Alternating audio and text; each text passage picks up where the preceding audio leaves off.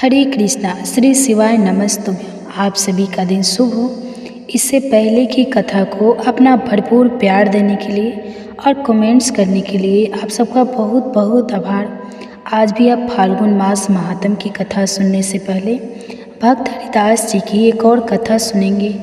एक बार श्रीमद् महाप्रभु ने अपने भक्तों के सामने कहा, मैं यह 10 प्रकार के दृश्य काव्य में से एक अंक काव्य की विधि के अनुसार स्त्री के स्वरूप में नृत्य करूंगा।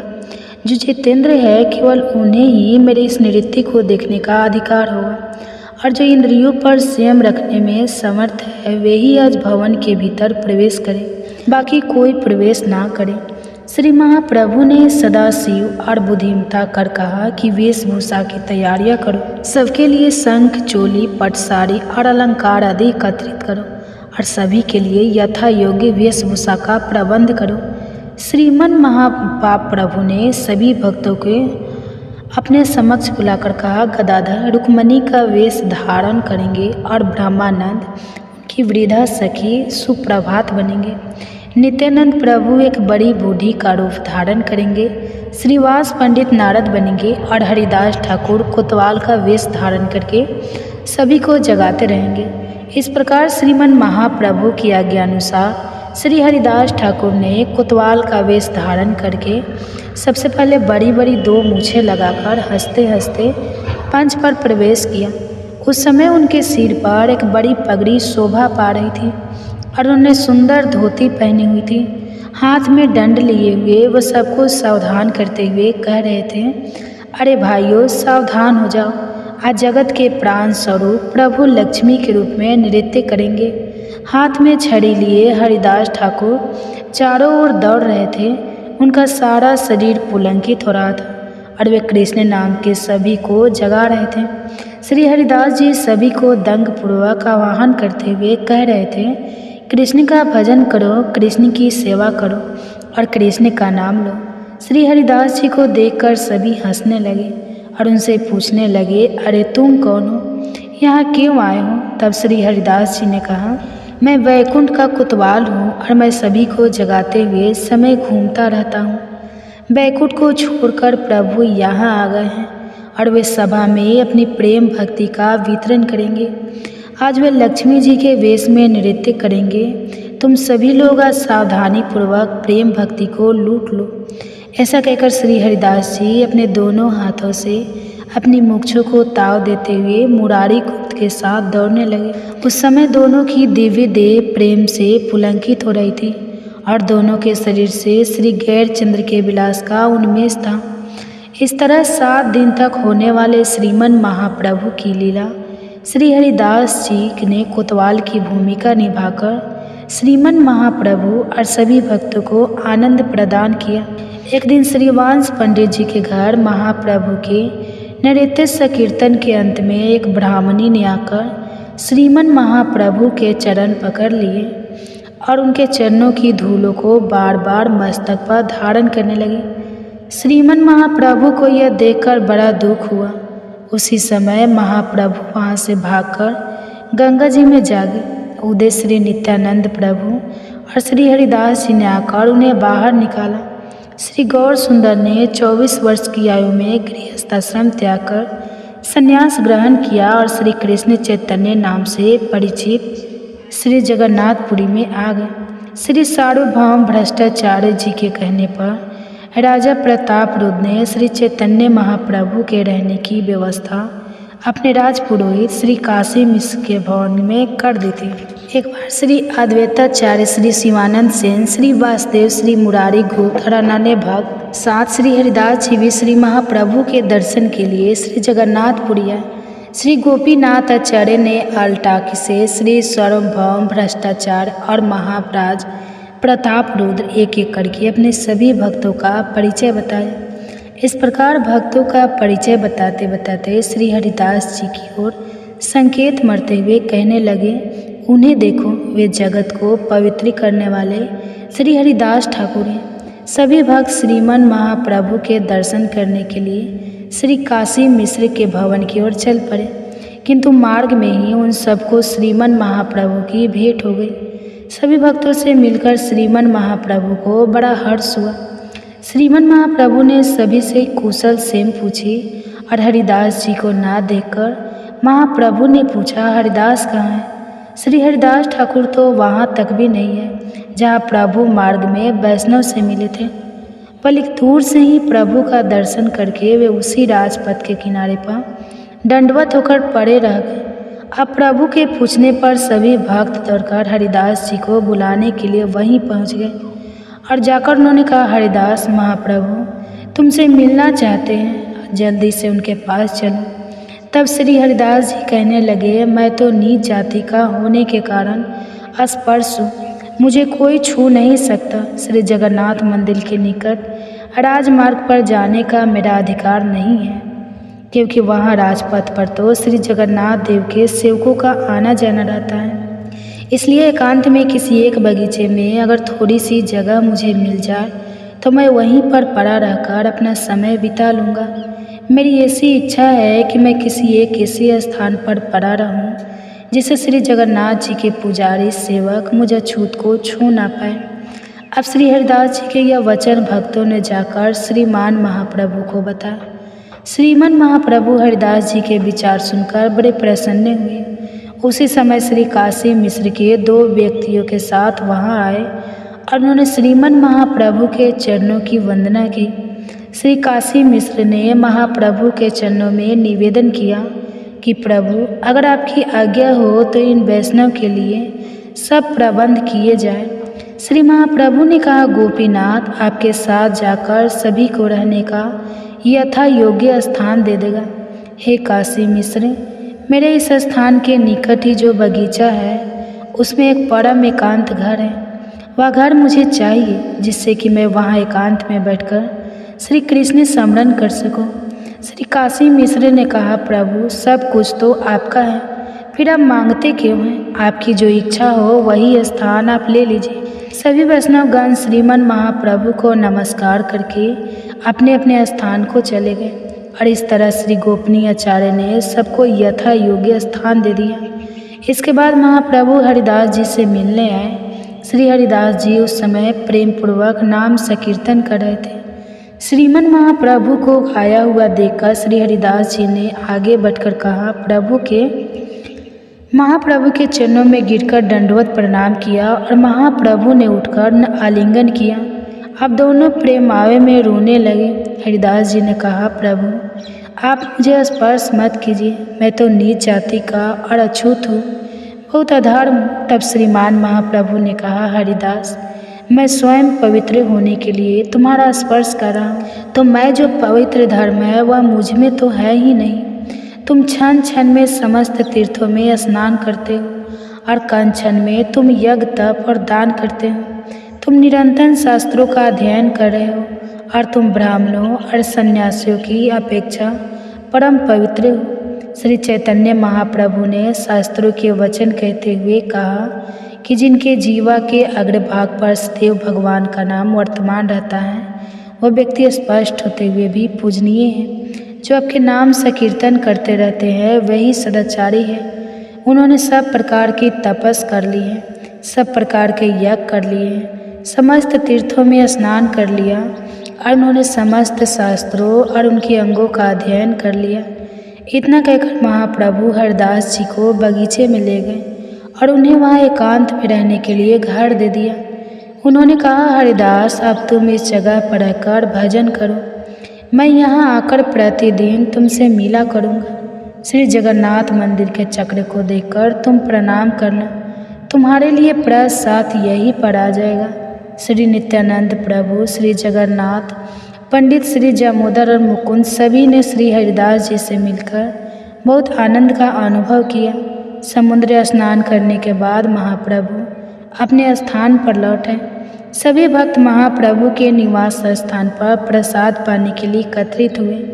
महाप्रभु ने सभी को अपने हाथों से प्रसाद परोसा, किंतु महाप्रभु के नहीं बैठने तक कोई भी प्रसाद नहीं पाएगा।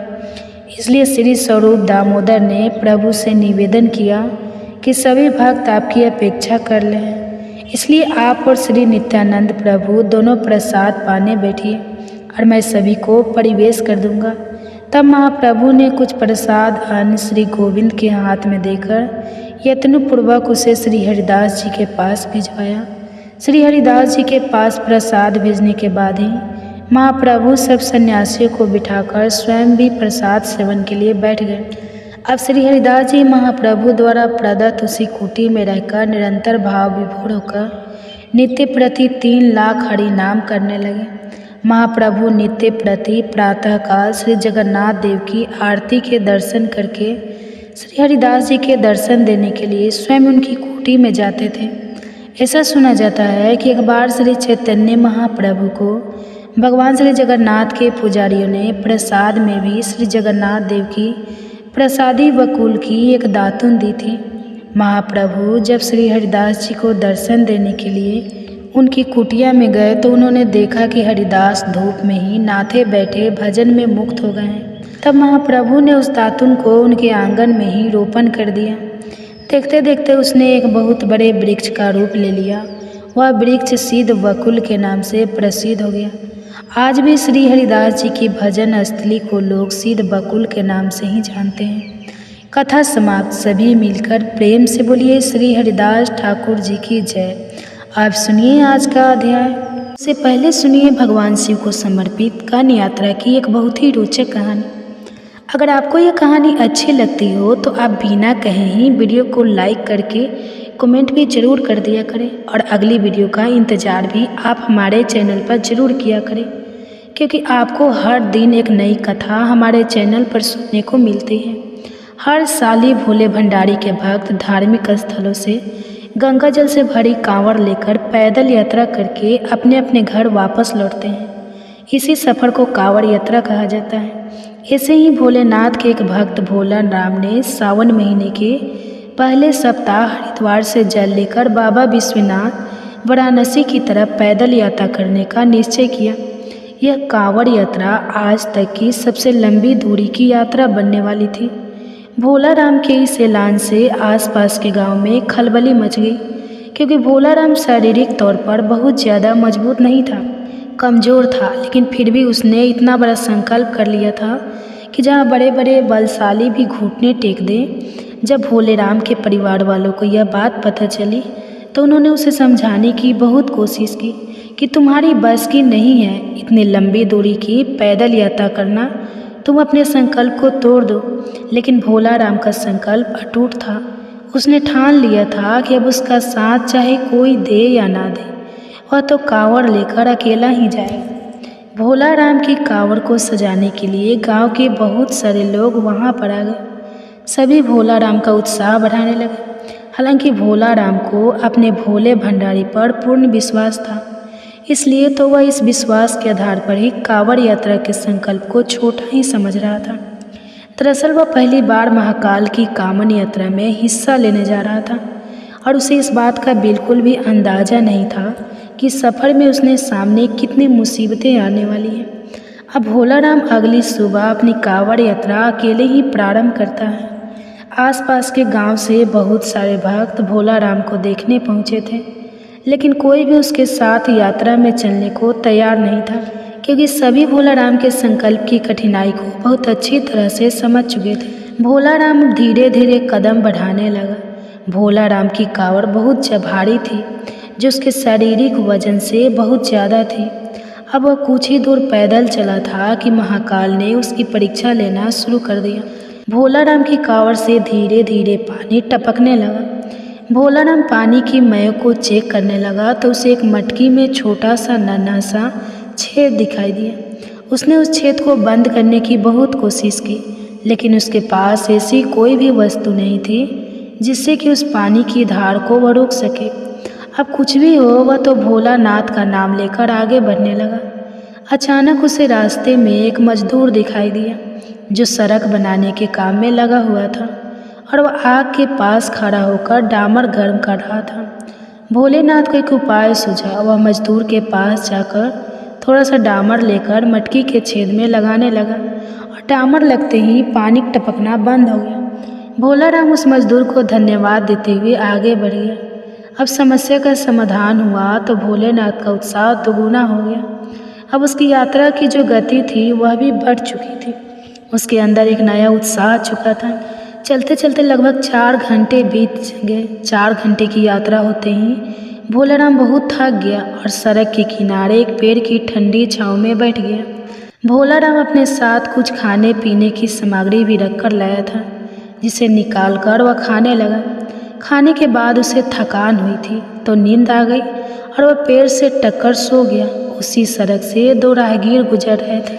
अचानक उनकी नज़र भोले राम पर पड़ी। वह पेड़ से टिका हुआ सो रहा था और उसकी बगल में एक थैला और कांवड़ भी रखी हुई थी। वे दोनों राहगीर दरअसल आदतन अपराधी थे। राह चलते लोगों को लूटना उनका काम था। भोलाराम का थैला चोरी करने के विचार से दोनों उसकी तरफ दबे पांव बढ़ने लगे। फिर उन्होंने भोलाराम के थैले में जो कुछ पैसे और उसकी यात्रा में काम में आने वाली जो जरूरी वस्तुएं रखी थी, तो उस वस्तुएं से भरा हुआ थैला उठाया। लेकिन दशत से उनके पांव कांपने लगे, क्योंकि थैला उठाते ही भोलाराम के सर के ऊपर एक बहुत बड़ा विशाल काय सांप फैन फैलाए खड़ा हो गया। इतने भयानक सांप को देखकर वह दोनों लुटेरे थैला वहीं छोड़कर दबे पांव भाग गए। भोलाराम को सोते हुए इधर पूरी रात बीत गई। उसे इस घटना की भनक तक नहीं लगी और अगली सुबह जब उसने उठकर देखा तो उसका थैला थोड़ी दूर पर पड़ा हुआ था। तो उसे समझ में आ गया कि शायद किसी ने उस थैले को चुराने की कोशिश की थी। लेकिन उसे आश्चर्य हुआ कि चोरों ने थैला क्यों छोड़ दिया। बिना कोई भी सामान चोरी किए वह सब कुछ ऐसे ही क्यों छोड़कर चले गए। तब भोलाराम ने तुरंत अपने थैले में सामान देखना शुरू किया। उसे सारा सामान ऐसे ही थैले के अंदर मिला, कुछ भी गायब नहीं था। तो फिर उसके बाद वह निश्चिंत होकर अपनी नित्य क्रिया करके कांवड़ यात्रा पुनः प्रारंभ कर देता है। भोलाराम को महाकाल की यात्रा में आनंद आने लगा। पैदल ही चल रहा था, बस रास्ते पर भोलेनाथ को याद करता हुआ भजन गीत गाते हुए गुनगुनाते हुए वह अपनी कांवड़ यात्रा को शुरू कर रहा था। भोलाराम को रास्ते में कांवड़ ले जाते देख बहुत सारे श्रद्धालु खाने पीने की वस्तुएं और उसे पैसे आदि भेंट करने लगे। भोलाराम को इस तरह सफ़र करते हुए 8 दिन बीत चुके थे और अभी तक उसने केवल आधा ही सफ़र तय किया था। रास्ते भर बारिश की बूंदें भोलाराम को थकान का एहसास नहीं होने दे रही थी। अभी तक तो भोलाराम को सफ़र में कोई खास परेशानी का सामना नहीं करना पड़ा था, लेकिन अब उसकी मुसीबतें बढ़ने वाली थी, क्योंकि जो बारिश धीरे धीरे बरस रही थी वो अब तेज़ होने वाली थी और यहाँ नदियों का जल स्तर भी बढ़ रहा था। और अभी भोलाराम को पैदल चलते हुए रास्ते में कई नदी नाले पार करने थे। भोलेराम शारीरिक रूप से कमज़ोर जरूर था, लेकिन उसके हौसले बुलंद थे। महाकाल की भक्ति ने उसे ऐसी हिम्मत, ऐसा साहस दिया था कि वो अपनी कांवड़ यात्रा को बिना किसी बाधा के, बिना किसी विघ्न रुकावट के पार करता जा रहा था, आगे बढ़ता जा रहा था। अचानक भोलेराम को लोगों की भीड़ दिखाई पड़ी, तो उसने पास जाकर देखा तो हैरान रह गया, क्योंकि नदी का जो पुल था वो टूट चुका था और आगे जाने का जो एकमात्र रास्ता था अब वो रास्ता बंद हो चुका था। और जब तक पानी सामान्य स्तर से कम नहीं हो जाता तब तक उस रास्ते को पार करना नामुमकिन था। भोलाराम मन में विश्वास लेकर, भोलेनाथ का आसरा लेकर, कांवड़ लेकर सड़क पर ही बैठ गया और फिर पानी नीचे उतरने का इंतजार करने लगा। उसे बैठे 4 घंटे हुए थे कि अचानक एक एम्बुलेंस आकर खड़ी हो गई। एम्बुलेंस के अंदर एक मंत्री को लिया जाया जा रहा था, लेकिन पुल टूटने के कारण उस एम्बुलेंस को भी वहीं पर रुकना पड़ा। लेकिन जैसे ही मंत्री के काफिले को पुल टूटने की खबर मिली तो उन्होंने मंत्री के लिए हेलीकॉप्टर भेज दिया और हेलीकॉप्टर पहुंचते ही मंत्री जी के साथ साथ वहां बैठे लोगों को भी नदी के उस पार जाने का मौका मिल गया। और उन्हीं लोगों के बीच में था भोलाराम भी, जो अपनी कांवड़ लेकर हेलीकॉप्टर में बैठ गया और नदी पार कर ली। भोलाराम मन ही मन भगवान को धन्यवाद करने लगा और उसने अपना सफ़र जारी रखा। कुछ दूर आगे चलने के बाद भोलाराम को गांव के किनारे पहाड़ी के ऊपर एक छोटा सा मंदिर दिखाई पड़ा। उसने सोचा चलो उस मंदिर में दर्शन करके आते हैं, तो अपनी कांवड़ कंधे पर उठाए मंदिर की तरफ जाने लगा।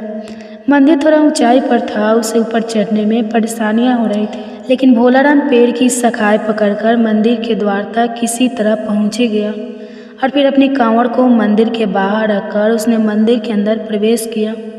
अंदर पहुंचते ही उसे एक साधु ध्यान में बैठे हुए दिखाई दिए। भोलाराम की आहट से उनकी आंखें खुल गई। वह भोलाराम को उसके नाम से बुलाते हुए कहने लगे कि भोलाराम, लाओ पानी मुझे दे दो, मुझे बहुत ज़ोर से प्यास लगी है।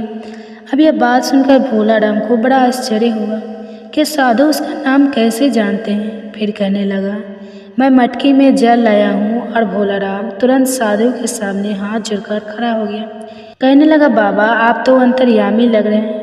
अब तो सब कुछ जानते हैं कि मैं कांवड़ के लिए पवित्र जल लेकर जा रहा हूँ, जिसे मैं अपने भोलेनाथ को अर्पित करूँगा। और अगर मैंने ही आपको दे दिया तो मेरे पास वहाँ ले जाने के लिए कुछ भी नहीं बचेगा। और वैसे भी बाबा रास्ते में बहुत सारा जल जो गिर चुका है, मैं क्षमा चाहूँगा, मैं आपको जल नहीं दे सकता। ऐसा कहकर भोलाराम मंदिर से बाहर आ गया और अपनी कांवड़ लेकर पहाड़ के नीचे उतर गया। भोलाराम कच्चे रास्ते से आगे बढ़ने लगा। थोड़ी ही दूर पर उसे एक नाव दिखाई दिया और जैसे ही वह उस गांव के नज़दीक पहुंचा, वहां पर कुछ लोग बैठे हुए दिखाई दिए। सभी भोलाराम को ले जाते देख उसके पास पहुंच गए।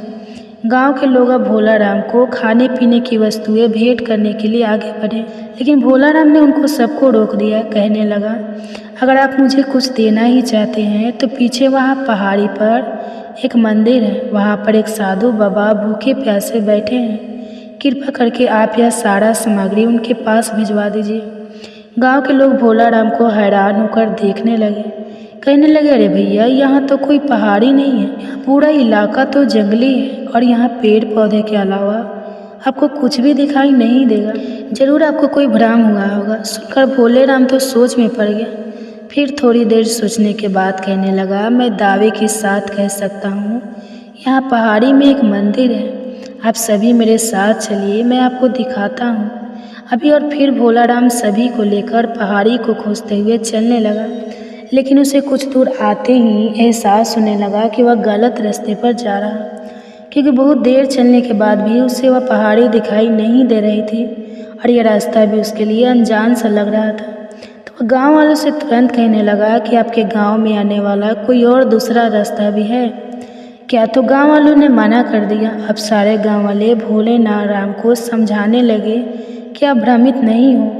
अरे भैया, ना तो यहाँ पर कोई पहाड़ी है, ना कोई मंदिर है, और इसके अलावा यहाँ पर कोई साधु भूखा प्यासा भी नहीं बैठा है।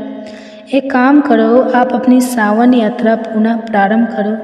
अभी आपका सफ़र लंबा है, थकान के कारण शायद आपको ऐसा आभास हो रहा होगा। भोलाराम वही घुटने के पल बैठ गया और हाथ जोड़कर महाकाल का आहंग करके जोर जोर से रोने लगा। रो रो कर कहने लगा, महाकाल, मैं आपको पहचान नहीं पाया, कृपया मुझे दर्शन दीजिए। मैं जानता हूँ भोलेनाथ के साधु के वेश में आप ही थे।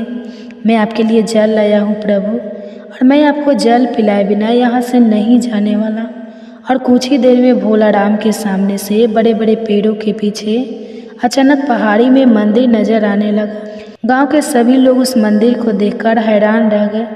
मंदिर दिखते ही भोलाराम कांवड़ लेकर दौड़ पड़ा और दोबारा उसी मंदिर में प्रवेश कर गया। गांव के लोग पहाड़ी के नीचे खड़े होकर भोलेनाथ की यह सारी महिमा देख रहे थे। मंदिर रहस्यमय था, जिसे आज से पहले किसी ने नहीं देखा था। भोलाराम ने मंदिर के अंदर पहुंचते ही साधु के सामने अपनी कांवड़ रख दी। तब साधु ने भोलेराम से कहा, अब मेरे मस्तक में जल डालो। और जैसे ही भोलाराम मटकी से साधु के सिर में जल डालता है, अचानक उसके सामने का सारा दृश्य बदल जाता है और वह वाराणसी की गंगा नदी के किनारे पहुंच चुका होता। उसे कुछ समझ में नहीं आया, क्योंकि अभी यहाँ तक पहुँचने के लिए उसे 5 दिन का सफ़र और तय करना था, लेकिन वह तो सफ़र पलक झपकते ही पूरा हो चुका था। भोलेनाथ की इस महिमा को वह समझ चुका था। यह जानकर भोलाराम की आंखों में आंसू आ गए और वह गंगा नदी के किनारे भोलेनाथ के ध्यान में बैठ गया। भोलाराम की कांवड़ यात्रा स्वयं महाकाल ने संपन्न की थी और उसकी कांवड़ यात्रा पूरी होते ही भोलेनाथ की अद्भुत गाथा भी समाप्त होती है। आपको यह कथा कैसी लगी जरूर बताइएगा। आप सुनिए आज का महात्म्य। भगवान शिव की कृपा से महर्षि मार्कंडेय, जिनकी आयु केवल 16 वर्ष की थी, वे अमर हो गए थे। पहले आपको बताते हैं मार्कंडेय ऋषि के बारे में कि मार्कंडेय ऋषि कौन है। आपने महामृत्युंजय मंत्र का जाप तो किया ही होगा। मरणासन व्यक्ति की प्राण रक्षा में समर्थ महामंत्र महामृत्युंजय की प्रसिद्धि मार्कंडेय ने ही कारण है। इस मंत्र पर लोगों की आस्था इतनी अधिक है कि वैदिक मंत्र होने के बाद भी महामृत्युंजय मंत्र को मार्कंडेय जी माना जाता है। मार्कंडेय है कि उनकी उपस्थिति भगवान श्री राम के युग से पहले श्री राम कथा में और उसके बाद महाभारत काल तक पहुंचा जाती है। मार्कंडेय पुराण इन्हीं की रचना है, जिसका एक अंश दुर्गा सप्तशती है, जिसका नवरात्रि में भक्त श्रद्धापूर्वक श्रवण या पठन करते हैं। मार्कंडेय ऋषि अजर अमर है। मार्कंडेय जी ने हजार हजार युगों के अंत में होने वाले अनेकों महाप्रलय देखे हैं। महाभारत में लिखा है कि जब मार्कंडेय ऋषि वनवास अवधि में युधिष्ठिर आदि पांडवों से मिलने पहुँचे, उस समय वे बड़े बूढ़े होने पर भी ऐसे दिखाई देते थे मानो 25 वर्ष के तरुण हों। महर्षि मार्कंडेय जी को पुराणों में अष्ट चिरंजीवी संबंध में एक प्रसिद्ध श्लोक है। अश्वत्थामा बलि व्यास हनुमान विभीषण कृपे परशुरामस सप्तचे चिरंजीवन सपते तान संस्मरण नित्यपम मार्कंडेय अस्थानम अष्ट जीवध्वर शतम सोफी सर्वव्याधि विवर्जित। अर्थात अश्वत्थामा दैत्य राजबलि, वेद व्यास जी, हनुमान जी, विभीषण, कृपाचार्य, परशुराम जी और मार्कंडेय ऋषि ये सदैव जीवित माने जाते हैं। इनका स्मरण सुबह सुबह करने से सारी बीमारियां भी दूर हो जाती हैं और मनुष्य 100 वर्ष की आयु प्राप्त करता है। इन सब में भी अकेले मार्कंडेय जी हैं जो ब्रह्मा जी को छोड़कर आयु में इन सभी से बड़े हैं। अब आपको सुनाते हैं मार्कंडेय जी की कथा। एक समय की बात है, काशी में एक विद्वान ब्राह्मण रहा करते थे। उनकी कोई संतान नहीं थी। संतान प्राप्ति के लिए उन्होंने भगवान शिव की बड़ी कठिन तपस्या की। फिर एक दिन भगवान शिव उनकी तपस्या से प्रसन्न हो गए और उनके सामने प्रकट होकर बोले, ब्राह्मण देव वरदान मांगे। तब ब्राह्मण देवता बोले, हे प्रभु, आप तो सब कुछ जानते ही हैं। आप जानते हैं कि मेरी कोई संतान नहीं है, इसलिए मैं आपसे पुत्र प्राप्ति का वरदान चाहता हूँ। भगवान शिव ने कहा, आपको सुपुत्र चाहिए या कुपुत्र? ब्राह्मण ने भगवान शिव से पूछा कि प्रभु, इन दोनों में क्या अंतर है? तब भगवान शिव ने कहा कि सुपुत्र की आयु कम होगी, लेकिन उससे तुम्हें सुख प्राप्त होगा, और अगर तुम्हें कुपुत्र चाहिए तो कुपुत्र की आयु तो लंबी होगी, लेकिन वह तुम्हारे सारे जीवन भर तुम्हें दुख देता रहेगा। अब ब्राह्मण ने सोचा कि सारे जीवन के दुख से तो कुछ दिनों का सुख ही अच्छा। तब ब्राह्मण ने बहुत सोच विचार कर भगवान शिव से कहा कि प्रभु, आप मुझे सुपुत्र प्राप्ति का ही वरदान दीजिए। भगवान शिव ने कहा, तुम्हें सुपुत्र की प्राप्ति होगी, लेकिन उसकी आयु केवल 5 वर्ष की होगी। ऐसा कहकर भगवान शंकर वहीं अंतर्ध्यान हो गए। कुछ समय के बाद उन ब्राह्मण के घर में एक बालक ने जन्म लिया। वो बालक बहुत ही सुंदर था। ब्राह्मण उस बालक को देखकर खुश भी होते थे और फिर उसकी आयु के बारे में सोचकर दुखी भी बहुत होते थे। अब वह बालक धीरे धीरे बड़ा होने लगा। बालक के साथ साथ ब्राह्मण देवता का दुख भी बढ़ता जा रहा था। जब वह बालक 4 वर्ष का हो गया तब ब्राह्मण ने सोचा कि बालक की आयु की वृद्धि के विषय में अब मुझे किसी संत से पूछना चाहिए। तब ब्राह्मण उस बालक को एक संत के पास लेकर गए। संत बोले कि अगर इस बालक को किसी सिद्ध महात्मा का आशीर्वाद मिल जाए तो उसकी आयु बढ़ सकती है। ब्राह्मण ने पूछा, महाराज, ऐसे सिद्ध महात्मा मुझे कहाँ मिलेंगे? संत बोले, ऐसे ढूंढोगे तो तुम्हें सिद्ध महात्मा कभी भी नहीं मिलेंगे, इसलिए तुम सभी संतों को सिद्ध मानना शुरू कर दें और इस बालक को सभी का आशीर्वाद दिलाओ। संत का कहना मानकर वह ब्राह्मण देवता अपने बालक को गंगा घाट पर ले गए और वहीं पर एक कुटिया बनाकर बालक के साथ रहने लगे। गंगा घाट पर अनेकों महात्मा प्रतिदिन गंगा स्नान करके लिए आते थे। ब्राह्मण ने अपने पुत्र से कहा कि तुम्हें यहाँ दिन भर में जितने भी महात्मा दिखाई पड़े उन्हें साष्टांग प्रणाम करके उनका आशीर्वाद लिया करो। अब वह बालक घाट पर आने वाले सभी महात्माओं को, स्त्री पुरुष सभी को साष्टांग प्रणाम करके आशीर्वाद लेने लगा। अब उस बालक का नृत्य का नियम था, वह सारे दिन गंगा घाट पर आने वाले सभी लोगों को साष्टांग प्रणाम करके उनका आवाज लेता और सभी लोग उससे प्रसन्न होकर उसे हृदय से आशीर्वाद देते। इस प्रकार उसका 5वां वर्ष लगभग पूरा होने को था। जब बालक की उम्र में केवल 3 दिन ही शेष रह गए तो संयोग से वहाँ पर सप्तऋषि पधारे। बालक ने उन सभी सप्तऋषियों को भी साष्टांग प्रणाम किया। तब सभी सप्तऋषियों ने बालक को चिरंजीवी भव अर्थात चिरंजीवी होने का आशीर्वाद दे दिया। यह दृश्य देखकर उस बालक के पिता की आंखों में आंसू आ गए। वह हाथ जोड़कर उन ऋषियों से बोले कि महाराज, आप सभी ने तो इस बालक को चिरंजीवी होने का आशीर्वाद दिया है, किंतु इस बालक की तो आयु अब केवल 3 दिन ही बची है। तब सप्तऋषि ने पूछा कि ब्राह्मण देवता, आपको कैसे पता कि इस बालक की आयु केवल 3 दिन ही शेष है? ब्राह्मण बोले, यह बालक किसी देवता के आशीर्वाद से उत्पन्न हुआ है। उन्होंने ही इसकी आयु केवल 5 वर्ष बताई है, जो कि अगले दिनों में पूरी हो जाएगी। ऋषियों ने पूछा, उन देवता का नाम बताइए। ब्राह्मण बोले, हे ऋषि, मैं आपको उनका नाम नहीं बता सकता। अब सभी सप्तऋषि एक दूसरे का मुंह देखने लगे। उन्होंने सोचा कि अब तो हमारा आशीर्वाद निष्फल हो जाएगा और ऐसा बिल्कुल नहीं होना चाहिए। तब सभी सप्तपर ऋषि ने आपस में निर्णय करके उन ब्राह्मण देवता से कहा कि अगर आप इस बालक का कल्याण चाहते हैं तो इसे हमें दे दीजिए। ब्राह्मण देवता बोले, ठीक है महाराज, अगर किसी भी प्रकार से इस बालक की उम्र बढ़ सकती हो तो इसे आप ही ले जाइए। ब्राह्मण देवता ने भी अपना हृदय कठोर करके अपने बालक को सप्तऋषि के साथ भेज दिया। अगले दिन सप्तऋषि उस बालक को लेकर ब्रह्मा जी के यहाँ पहुँचे। पहले सप्तऋषि ने ब्रह्मा जी को प्रणाम किया। तब ब्रह्मा जी बोले, चिरंजीवी भव, चिरंजीवी भव। उसके बाद उस बालक ने भी ब्रह्मा जी को प्रणाम किया। ब्रह्मा जी ने उस बालक को भी चिरंजीवी भव आशीर्वाद दे दिया। ब्रह्मा वचन सुनकर सभी सप्तऋषि मुस्कुरा दिए। सभी ने सोचा अब अपनी बाला तो टल गई, क्योंकि अब तो ब्रह्मा जी ने भी उस बालक को चिरंजीवी होने का आशीर्वाद दे दिया था। अगर उस बालक को कुछ भी होता है तो ब्रह्मा जी का आशीर्वाद झूठा हो जाएगा। ब्रह्मा जी ने सप्तऋषियों से मुस्कुराने का कारण पूछा। सप्तऋषि कहने लगे, प्रभु, जिस बालक को आपने अभी अभी चिरंजीवी होने का आशीर्वाद दिया है, उस बालक के पास केवल 2 दिन की आयु शेष बची है। अब तो ब्रह्मा जी का भी माथा ठनका। ब्रह्मा जी बोले, तो आप लोग इस बालक को मेरे पास क्यों लेकर आए? सप्तऋषि बोले, प्रभु, हम भी कल इसे इसी प्रकार चिरंजीवी होने का आशीर्वाद देकर फंस गए थे। हमें अपना आशीर्वाद सत्य करने का कोई उपाय नहीं सूझ रहा था, इसलिए हमने इस बालक को आपका आशीर्वाद दिलवा दिया। अब आप जानिए प्रभु कि आपका आशीर्वाद जाने, हम तो अपने आशीर्वाद से मुक्त हो गए।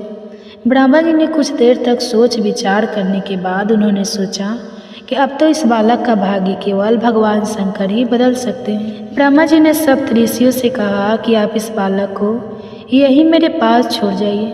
अगले दिन ब्रह्मा जी उस बालक को कैलाश पर्वत पर भगवान शंकर के पास ले गए। ब्रह्मा जी ने भगवान शंकर को प्रणाम किया। भगवान शंकर ने उन्हें आशीर्वाद दिया। उसके बाद इस बालक ने भगवान शंकर को साष्टांग प्रणाम किया। यह देखकर भगवान शंकर प्रसन्न हो गए और उन्होंने उस बालक को चिरंजीवी होने का आशीर्वाद दे दिया। यह देखकर ब्रह्मा जी तो बड़े प्रसन्न हो गए, क्योंकि अब ब्रह्मा जी के यह भार भगवान भोले शंकर ने जो ले लिया था। जब भगवान शंकर ने ब्रह्मा जी को मुस्कुराते देखा तो उनसे पूछा, ब्रह्मा जी, क्या बात है, आप मुस्कुरा क्यों रहे हैं? ब्रह्मा जी बोले, भगवान, इन बालक की आयु केवल 1 दिन शेष बची है और आपने इसे चिरंजीवी होने का आशीर्वाद दे दिया है। भगवान शिव ने पूछा, यह किसका बालक है? ब्रह्मा जी ने बताया, प्रभु, यह काशी के ब्राह्मण का बालक है। भगवान शिव भी मुस्कुरा दिए और बोले, यह तो हमारे ही वरदान से उत्पन्न बालक है। ब्रह्मा जी ने कहा, प्रभु, आपके वरदान से उत्पन्न बालक अब आप ही की शरण में है, अब आप ही इसकी रक्षा कीजिए। भगवान शिव बोले, ब्रह्मा जी, आप इस बालक को यहीं छोड़ दीजिए और अब आप अपने लोक को पधारिए। ब्रह्मा जी तब उस बालक को भगवान शिव के पास छोड़कर वहाँ से चले गए। भगवान शिव ने उस बालक से कहा, बेटा, तुम बिल्कुल मत डरो। यहाँ पर जो ये शिवलिंग है तुम उसके पास बैठकर ओम नमः शिवाय मंत्र का जाप करो और शिवलिंग पर बेलपत्र चढ़ाते रहो। बालक भगवान शिव के कहे अनुसार ही करता रहा। ओम नमः शिवाय मंत्र का जाप करते करते वह बालक ध्यान मग्न हो गया। जैसे ही उस बालक की आयु पूरी होने का समय हुआ, यमराज जी उस बालक के पास प्रकट हो गए और उन्होंने उस बालक को अपने पास में चकर लिया। इससे उस बालक का ध्यान भंग हो गया और वह घबराकर उस शिवलिंग से लिपट गया और जोर जोर से ओम नमः शिवाय मंत्र का जाप करने लगा। यह देखकर भगवान शिव उस शिवलिंग से प्रकट हो गए और त्रिशूल लेकर यमराज पर झपटे। यमराज जी घबराकर हाथ जोड़े खड़े हो गए और बोले, प्रभु यह आप क्या कर रहे हैं? मैं तो आप ही की दी हुई आज्ञा का पालन कर रहा हूँ। आप ही ने तो इस बालक की आयु 5 वर्ष निर्धारित की थी और अब 5 वर्ष पूरा होने के बाद मैं इसके प्राण हरने आया हूँ। भगवान शिव बोले, इस बालक को 5 वर्ष की आयु आपने दी थी या मैंने? यमराज जी बोले, प्रभु आपने ही दी थी। भगवान श्री बोले कि जो फिर उसकी उम्र पर आपका हिसाब चलेगा या हमारा? यमराज जी फिर बोले, प्रभु आयु आपने दी है तो हिसाब भी आप ही का है चलेगा, लेकिन प्रभु मैं तो आपका हिसाब सुनना चाहता हूँ। भगवान शिव बोले, तो सुनिए। यमराज जी 43,000 2,000 वर्ष कलयुग की अवधि होती है, 8,64,000 वर्ष द्वापर युग की अवधि होती है, 12,96,000 वर्ष त्रेता युग की अवधि होती है, 17,28,000 वर्ष सतयुग की अवधि होती है। इन सभी 4 युगों को जोड़कर एक चतुर होता है। ऐसे 71 चतुर्युगों का एक मनवंतर होता है। ऐसे 17 मनवंतरों का एक कल्प होता है। ब्रह्मा जी का एक दिन ऐसे 2 कल्पों के बराबर होता है। ब्रह्मा जी की आयु 100 वर्षों की होती है और 10 ब्रह्मा जी की आयु के बराबर मेरा एक दिन होता है। अब ऐसे दिनों वाले 12 महीनों का एक वर्ष और ऐसे 5 वर्ष की आयु में इसको प्रदान करता हूँ। भगवान शंकर के ऐसे वचन सुनते ही यमराज जी ने तो हाथ जोड़ लिए और बोले, प्रभु जब आपके एक दिन में 10 ब्रह्मा जी बदल जाते हैं तो फिर मुझ जैसे यमराज की गिनती ही क्या है? प्रभु यह बालक तो अमर हो गया। ऐसा कहकर यमराज जी वहाँ से अंतर्ध्यान हो गए। फिर वही बालक आगे चलकर मार्कंडेय ऋषि के नाम से प्रसिद्ध हुआ। मार्कंडेय ऋषि ऐसे ऋषि है जिनका कल्पों के अंत में होने वाले प्रलय में भी कभी नाश नहीं होगा। मार्कंडेय ऋषि को यह अमृतत्व का वरदान ऋषियों और संतों के आशीर्वाद के कारण ही मिला था। उन्होंने अपने बचपन में 1 वर्ष तक सभी संतों को संसाष्टांग प्रणाम करके उनका आशीर्वाद लिया था, जिसके फल स्वरूप उन्हें सप्त ऋषियों का आशीर्वाद प्राप्त हुआ। सप्त ऋषियों के आशीर्वाद के फलस्वरूप उन्हें ब्रह्मा जी का आशीर्वाद प्राप्त हुआ। ब्रह्मा जी के आशीर्वाद के फलस्वरूप उन्हें भगवान शिव का आशीर्वाद मिला और फिर मिला उन्हें अमृतत्व का वरदान। इसलिए शास्त्रों में संतों के आशीर्वाद की बहुत बड़ी महिमा बताई गई है। आप सुनिए आज का महात्म्य। श्री सूत जी कहते हैं, एक बार भगवान शिव कैलाश पर्वत पर वेदों का रहस्य देवी पार्वती जी को समझा रहे थे। पार्वती जी बड़े ध्यान से सुन रही थी, किंतु बीच बीच में वे ऊँग भी लगती थी। जब बहुत प्रयास करने पर भी देवी पार्वती अपने मन को एकाग्र ना रख सकी तो भगवान शिव थोड़े क्रोध में आकर बोले, देवी ये क्या हो रहा है? मैं आपको इतना गढ़ रहस्य समझा रहा हूँ और तुम हो कि झपिया ले रही हो। तुम में तो इतनी ही बुद्धि है जितनी किसी मछुआरे की स्त्री में। जाओ मृत्यु लोक में किसी मछुआरे की स्त्री के रूप में जन्म लो। अब भगवान शिव के श्राप से देवी पार्वती जी उसी क्षण वहाँ से गायब हो गई। बाद में भगवान शिव को बड़ा पश्चाताप हुआ कि मैंने क्या किया। जिसका स्नेह मेरे लिए अगाध था उसी को आवेश में आकर मैंने त्याग कर दिया। भगवान शिव की मनोदशा उनके परम सेवक नंदी से छुपी नहीं थी। नंदी सोचने लगे, स्वामी बहुत बेचैन है माता पार्वती जी के बिना, और जब तक माता लौटे नहीं स्वामी को चैन नहीं पड़ेगा। उधर देवी पार्वती मृत्यु लोक में पहुंची और एक शिशु बालिका के रूप में पूर्ण वृक्ष के नीचे लेट गई। थोड़ी ही देर में पुअर कबीले के कुछ मछुआरे अपने सरदार के साथ वहां से गुजरे तो उनकी नज़र उस नन्ही सी कन्या पर पड़ी। सरदार कन्या को उठाया और उसे भगवान का भेजा हुआ उपहार समझकर अपने घर में ले आया। फिर उसने उस बालिका का नाम रखा पार्वती। जब वह कुछ बड़ी हुई तो अपने पिता के साथ मछलियाँ पकड़ने जाने लगी। बड़ी होकर उसने नाव चलाना भी सीख लिया था। पार्वती अपूर्व सुंदरी थी। कबीले के कितने ही युवक उसके रूप की प्रशंसा करते नहीं अघाते थे। उनमें से कोई तो पार्वती के साथ विवाह करने के इच्छुक भी रखते थे, लेकिन पार्वती उनमें से किसी के साथ भी विवाह के लिए इच्छुक नहीं थी। उधर कैलाश पर्वत पर भगवान शिव को देवी पार्वती का वियोग असहनीय हो रहा था। फिर एक दिन उन्होंने अपने मन की व्यथा नंदी से कह दी। भगवान बोले, नंदी, मैं रात दिन देवी पार्वती के बिना बहुत बेचैन रहता हूँ और उस घड़ी को कोसता रहता हूँ जब मैंने क्रोध में आकर देवी को श्राप दे दिया था। काश उस समय मैंने धैर्य से काम लिया होता। नंदी ने दोनों हाथ जोड़कर भगवान शिव से कहा, प्रभु, तब आप पृथ्वी पर जाकर उन्हें स्वयं क्यों नहीं ले आते? कैसे लाओ नंदी, उनका विवाह तो किसी मछुआरे से ही होगा। भगवान शिव के मुंह से करह से निकली शिव जी के मन की व्यथा जानकर नंदी विचार करने लगी कि मुझे कोई ऐसा जतन करना चाहिए जिसे स्वामी को मछुआरा ही बनना पड़े। यह विचार करके नंदी ने एक बहुत बड़ी मछली का रूप धारण कर लिया और उस तट की ओर चल पड़ा जिस पर परवल कबीले के मछुआरे रहा करते थे। वहां पहुंचकर मछली बने नंदी ने मछुआरे के बीच आतंक फैला दिया। मछुआरे जल में अपना जाल डालती तो मछलियां उनके जालों को काट डालती, उनके नाव को पलट देती। मछली का आतंक जब ज्यादा ही बढ़ गया तो कबीले के मुखिया ने घोषणा कर दी कि जो भी आदमी इस मछली को पकड़कर लाएगा उसी के साथ मैं अपनी पुत्री का विवाह करूंगा। अनेकों युवकों ने उस मछली को पकड़ने का प्रयास किया, लेकिन असफल रहे। असहाय होकर मछुआरे सरदार ने भगवान शिव की ही शरण ली। कहने लगा, हे दया के सागर, हे कैलाशपति, हमें इस मछली से छुटकारा दिलाओ। मछुआरों की बेटी ने भी शिव जी की प्रार्थना करते हुए कहा, हे सदाशिव, हे प्रलयकर, हमारी सहायता करो। अब तो हमें केवल आपका ही आश्रय है। प्रभु भगवान शिव ने उनकी पुकार सुनी। एक मछुआ का वेश बनाकर वे मुखिया के पास पहुँचे। उन्होंने मुखिया से कहा, मैं उस मछली को पकड़ने के लिए आया हूँ। मुखिया ने कहा, नौजवान, अगर तुमने उसे पकड़ लिया तो हमारी जाति सदैव तुम्हारे गुण गाएगी। अगले दिन भगवान शिव एक बहुत बड़ा जाल लेकर सागर के जल में उतर पड़े। उन्होंने जाल फेंका तो मछली आकर उसमें फंस गई, जो वास्तव में नंदी थे। मछली बने नंदी सोचने लगे, मेरा काम तो हो गया, अब स्वामी और माता का मिलन हो जाएगा। इधर भगवान शिव उस मछली को पकड़कर किनारे लाए। मछुआरे उनकी जय जयकार करने लगे। मछुआरे का सरदार बोला कि तुमने हमें उबार लिया।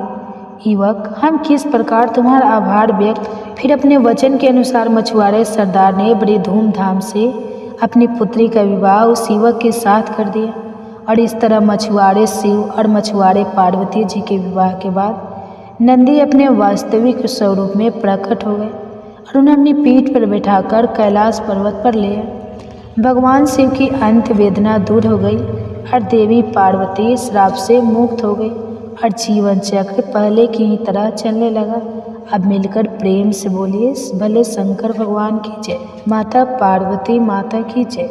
अब सुनिए आज का महात्म्य है। श्री सूत जी कहते हैं, राज सिंहासन प्राप्त कर लेने पर वीर राजा भद्रयु ने किसी समय अपनी धर्मपत्नी के साथ रमणी वन में प्रवेश किया। वहां उन्होंने देखा कि कुछ ही दूरी पर एक ब्राह्मण पति पत्नी चिल्लाकर भाग रहे हैं और कोई बाघ उनका पीछा कर रहा है। वे दोनों पति पत्नी चिल्लाकर कह रहे थे कि महाराज, हे राजन, हे करुणानिधि, हमारी रक्षा कीजिए, रक्षा कीजिए। यह पुकार सुनकर राजा ने अपना धनुष उठाया। इतने में ही वह बाघ आ पहुंचा। उसने ब्राह्मणी को पकड़ लिया। हाँ नाथ, हाँ नाथ, हाँ प्राण, बोला, हाँ शंभु, हाँ जगदीश्वर आदि कहकर विलाप करने लगी। बाघ बड़ा ही भयानक था। उसने जैसे ही ब्राह्मणी को पकड़ा, तुरंत ही राजा भद्राय ने अपने तीखे बाणों से उसके मर्ण में आघात कर दिया, किंतु वह महाबली बाघ उन बाणों से तनिक भी व्यथित न होकर ब्राह्मणी को बलपूर्वक खींचकर दूर निकल गया। अपनी पत्नी को बाघ के पंजे में पड़ी हुई देखकर ब्राह्मण को बड़ा दुख हुआ। वह विलाप करने लगा, हाँ प्रिय, हाँ कांत, हाँ पतिव्रत, मुझे यहाँ अकेला छोड़कर तुम परलोक में कैसे चली गई?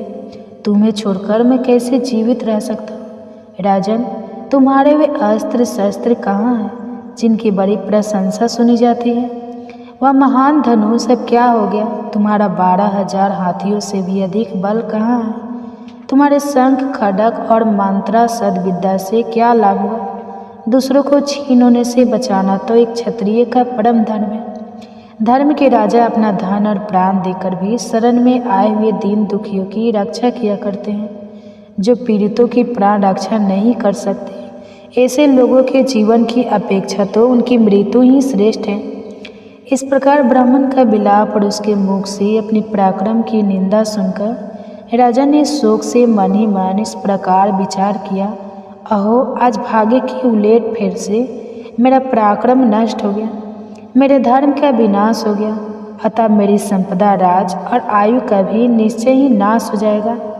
ऐसा कहकर राजा भद्राय ब्राह्मण के चरणों में गिर पड़े और उसे धीरज देते हुए कहने लगे, हे ब्राह्मण, मेरा पराक्रम नष्ट हो गया, मुझ क्षत्रिय धर्म पर आप कृपा कीजिए। महामते, शोक छोड़ दीजिए, मैं अपने मनोवांछित पदार्थ दूंगा। यह राज, यह रानी और मेरा यह शरीर सब कुछ आपके अधीन है। बोलिए, आप क्या चाहते हैं? ब्राह्मण बोले, राजन, अंधे को भला दर्पण से क्या काम? जो भिक्षा मांगकर अपना जीवन निर्वाह करता हो वह बहुत से घर लेकर भला क्या करेगा? जो मूर्ख है उसे पुस्तक से क्या काम? और जिसके पास स्त्री नहीं है वह धन लेकर क्या करेगा? मेरी पत्नी चली गई, मैंने कभी काम सुख का उपभोग नहीं किया, अतः काम भोग के लिए आप अपनी इस बड़ी रानी को मुझे दे दीजिए। राजा कहने लगे, ब्राह्मण, क्या यही तुम्हारा धर्म है? क्या तुम्हें गुरु ने यही उपदेश दिया है? क्या तुम नहीं जानते कि पराय स्त्री का स्पर्श स्वर्ग और सुयश की हानि कराने वाला है? पर स्त्री के उपभोग से जो पाप कमाया जाता है उसे सैकड़ों प्रायश्चित द्वारा भी कभी धोया नहीं जा सकता। ब्राह्मण कहने लगे, राजन, मैंने अपनी तपस्या से भयंकर ब्रह्मा हत्या और मदिरा पान जैसे पाप का भी नाश कर डालूंगा। फिर पर स्त्री संगम भला किस गिनती में है? इसलिए आप अपनी इस पत्नी को मुझे अवश्य दे दीजिए, नहीं तो आपको निश्चय ही नरक में जाना होगा। ब्राह्मण की इस बात पर राजा ने मन ही मन विचार किया कि ब्राह्मण के प्राणों की रक्षा ना करने से महापाप होगा, अतः इसे बचने के लिए अपनी पत्नी को दे डालना ही सर्वश्रेष्ठ है। इस श्रेष्ठ ब्राह्मण को अपनी पत्नी देकर मैं पाप से मुक्त होकर शीघ्र अग्नि में प्रवेश कर जाऊंगा।